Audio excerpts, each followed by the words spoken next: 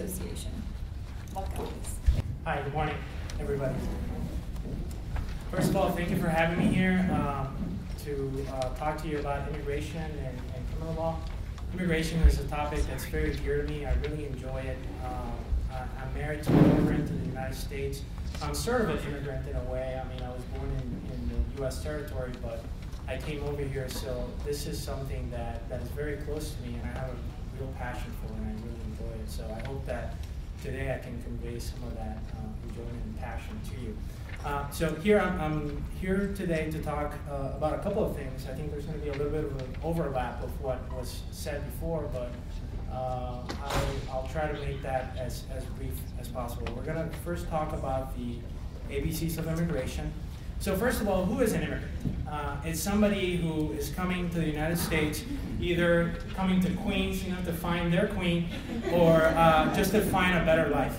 So if you have a client in front of you and they tell you, I'm not a U.S. citizen, your antenna should go, this person is an immigrant, whether it be into any one of these other categories. All right. So possible immigrant clients. First of all, legal permanent residents or green card holders. They recently made the green card green again. It was green, I think, some time ago, and then it was several colors, but now it's green again. So legal permanent residents, and they're often referred to as LPRs. Undocumented immigrants. Okay, so somebody who came in with a visitor visa or a student visa and overstayed, or somebody who came in without inspection. We call them EWIs for short. So even if you came in with a visa or crossed the line or swam the river, you're undocumented here. Non-immigrant visa holders, so students, workers, temporary workers, or athletes. Those are non-immigrants that are here in lawful status, and a conviction or a criminal offense can have consequences on their ability to remain here. So that's something, even if somebody's here legally and they're going to school, whatever they did and whatever charges they have in front of them can have consequences. Temporary protective status. I always think of the TPS reports from Office Space. This is a movie. I worked for 5 years in a bank, and I know corporate America, and it just always reminds me of that. But temporary protective status, or TPS, it's sort of a humanitarian relief that the government gives people who are from a country that has some sort of natural disaster or calamity. For example, right now there's a lot of people from Haiti that have TPS because of the earthquake there. That's the latest TPS designation. But there's also a lot of people from Honduras and from El Salvador in the late 90s, early 2000s. They had some pretty nasty hurricanes there, so they made the designation for TPS. Refugees or asylees. Clarkston, Georgia is a huge refugee resettlement place. So I've been in DeKalb County and I've seen people who are there as refugees, with charges. So there's, I think, if you practice in DeKalb, you probably see a good number of these people come through your courtrooms. And then parolees, when a Cuban national gets to the U.S. And they put their foot inside the U.S., they get paroled in. A year after that, they can apply for legal permanent residence. Not all of them do, but if somebody's here as a parolee, they say they have el perón, like they call it. A conviction can have an impact on that person being able to stay here. So beware of that. Okay. Also, a possible non-immigrant client. I'm going to throw you guys a little curveball here. There's something called the Adam Walsh Act. If any of you have ever seen America's Most Wanted, you know that the guy that hosts that show, his son Adam Walsh was, he was kidnapped and murdered. It was some horrific thing. He got an act passed through Congress where even a U.S. citizen who pleads to a crime against a child can have his rights to petition for his family for immigration purposes affected. So I know this is kind of, not entirely on point for what we're talking today, but this is another thing that you may want to consider. And I'll talk a little bit about this later when I talk about crafting a plea to try to protect your client's interest in immigration. Right, so why does it matter? I mean, why does it matter that somebody's an immigrant? It matters because any conviction can have an impact on an immigrant's ability to remain in the United States. Okay. When does it matter? And I'll address the concern that this person had. The consequences of these convictions can manifest themselves when the immigrants apply to renew their status, when they travel, or when they're encountered by immigration, probably with an ICE holder or an ICE detainer. Now, it sounds to me like this person who was convicted of a pretty serious crime, he just kind of slipped through the cracks. He didn't get caught, but if at any moment, if he gets identified by immigration, and I've had some people tell me that, for example, in Forsyth County and Whitfield County, probation there calls immigration. So people get picked up when they go to probation. So that's not the only place where they can get encountered. But it is possible. I mean, most of the time in counties that are very aggressive, like Cobb and Gwinnett, they will get an ICE hold in jail. They don't get to get out of jail. Okay. All right. So let's talk a little bit more about immigration consequences of criminal activity. How do you analyze these consequences? First of all, was there a conviction? And there's a very specific definition under the INA, the Immigration and Nationality Act, which governs immigration law, which may be a little different from what, maybe the way you're used to thinking of what the conviction is. You also think about what is the nature of the sentence. Is the offense a crime involving moral turpitude? And then I'll talk a little bit more about that. Is the crime an aggravated felony? Okay. Does the crime make the non-citizen inadmissible or removable? Or deportable? I'm sorry, that's a mistake. Would post-conviction relief help? And is there a waiver? Okay. So first, the definition. A conviction for immigration purposes is a formal judgment of guilt of the alien entered in court, or an adjudication of guilt if guilt has been withheld where a judge or jury has found the alien guilty or the alien has entered a plea of guilty or nolo and has admitted sufficient facts to warrant a finding of guilt, and the judge has ordered some sort of punishment, penalty, or restraint on the alien's liberty. And that's straight out of the INA and that citation down there. Okay. So the insult to injury here is that within this definition of conviction, okay, there's an alteration to the common understanding of the term confinement. Okay?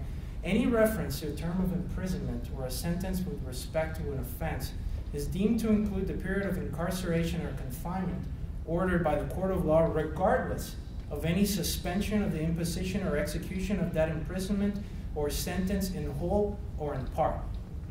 So why does this matter? It matters because the dispositions in Georgia, most of them say 12 months confinement, further order to be served on probation, or probated, or suspended, or however. I mean, I know and I've heard that Judge Del Campo and the CAB changed the disposition sheets over there where you can just put probation, but a lot of the other jurisdictions don't have that. So, when we talk about, and I'll talk about why 12 months matters later, when you think about what deal you're getting, the prosecutor may tell you, yeah, he's just getting 12 months probation. In Clark County, I see the negotiations over there for a plea. They include that on the record, and it says 12 months probation, domestic violence class or whatever.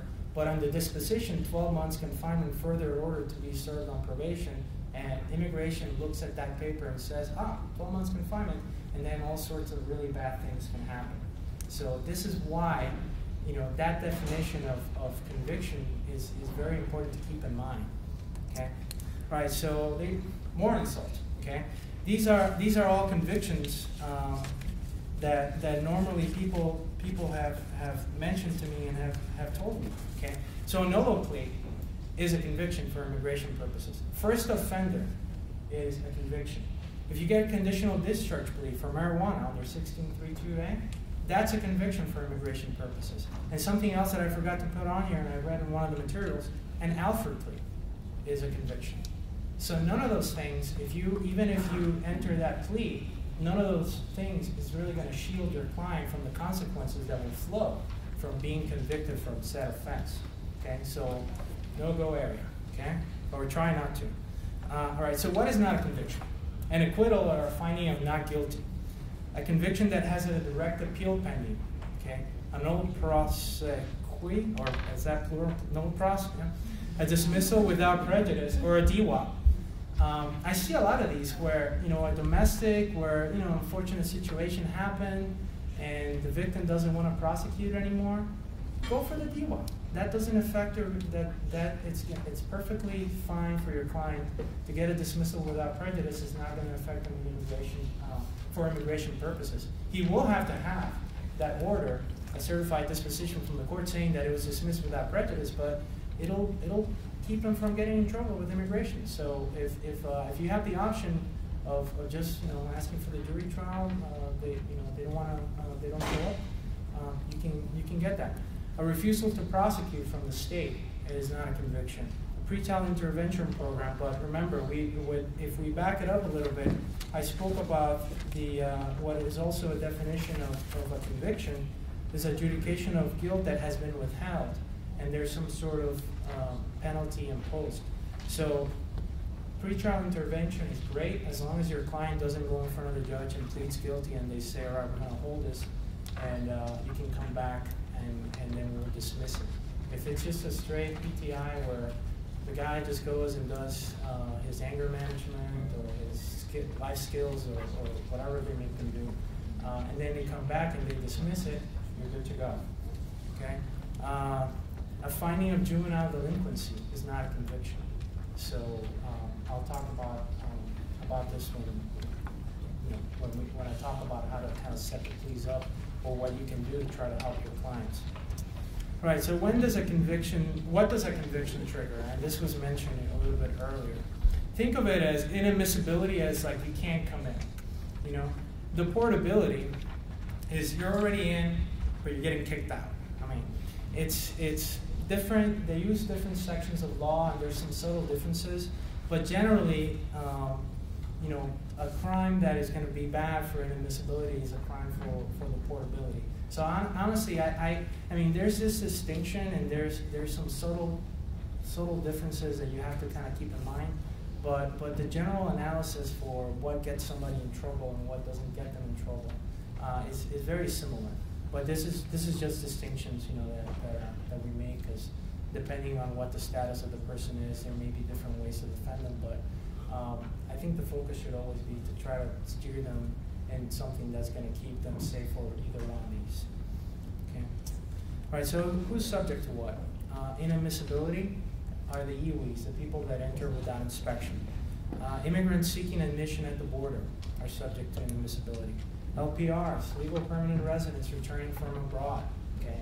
Now let me just tell a quick story about this.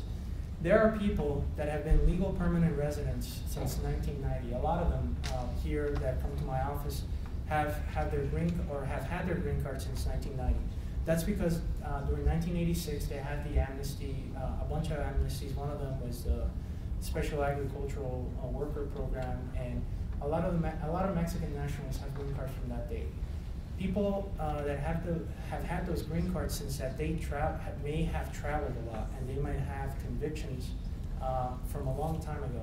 These days, with technology, the Customs and Border Protection people at the airport and at the borders are getting a lot of those old convictions online, and when people are getting fingerprinted, it's coming up, and they're getting in trouble for it.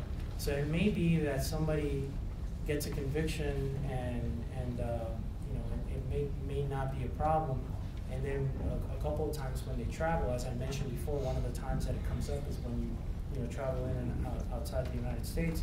But this is something, it's something that's happening more and more. And I guess what you need to take from this is that it might not affect your client immediately, but it will down the line eventually, or it can affect them.